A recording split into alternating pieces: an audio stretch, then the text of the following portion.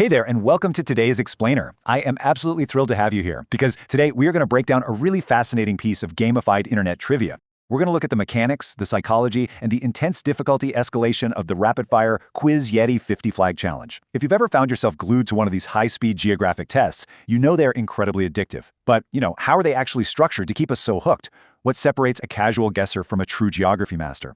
Well, today we're deconstructing exactly how this quiz is built, literally from the very first easy win right down to the grueling final boss levels. Okay, let's dive into this. We're going to map out the psychological progression of the quiz taker from start to finish.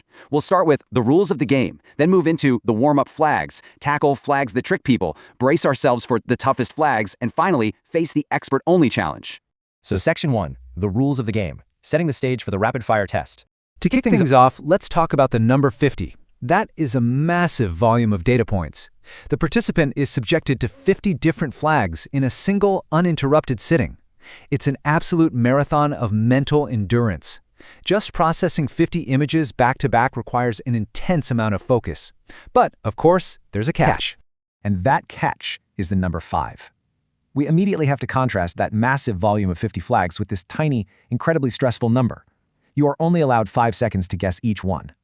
That timer forces rapid recall. You don't have time to second-guess yourself, and you certainly don't have time to use the process of elimination.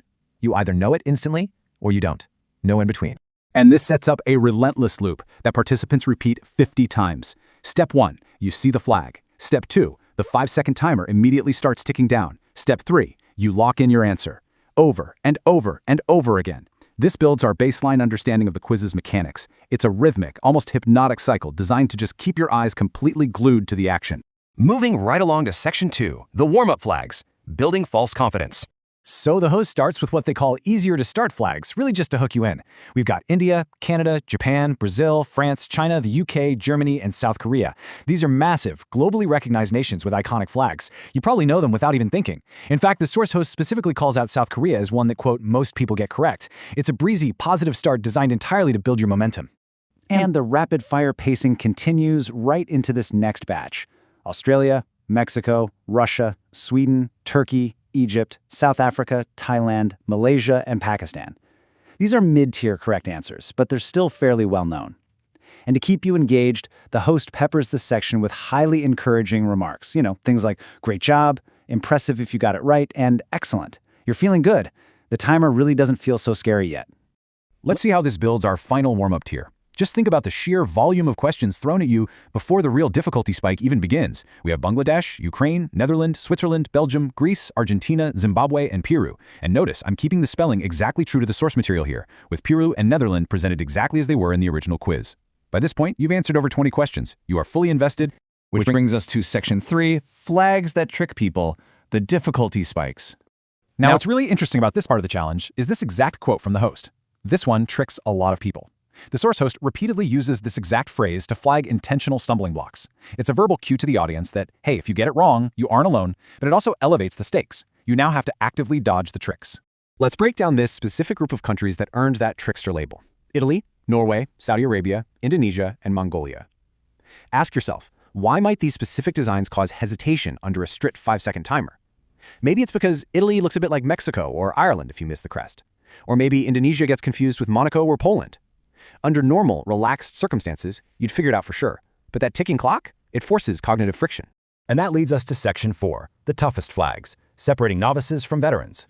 So the host uses this specific phrase to warn participants, this might be the toughest flag so far.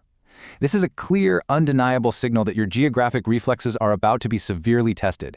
It essentially creates a mini climax within the quiz itself, raising the bar of what really constitutes a good quiz taker. Finally, we reach Section 5, the expert-only challenge, the final boss level. So the crucial point is how the quiz host completely shifts the dynamic here. They stop just offering praise and start directly calling out flag experts for these final stages. They literally throw down the gauntlet with, final challenge, are you an expert? We see the shift begin with the first wave of flags that prompted the host to explicitly say, flag experts got this one. This includes Spain, Finland, Vietnam, but the host saves the most definitive statement for the very end. Let's spotlight this phrase. Only experts knew this one. This simple statement builds incredible anticipation for the absolute hardest reveals of the entire 50-country gauntlet.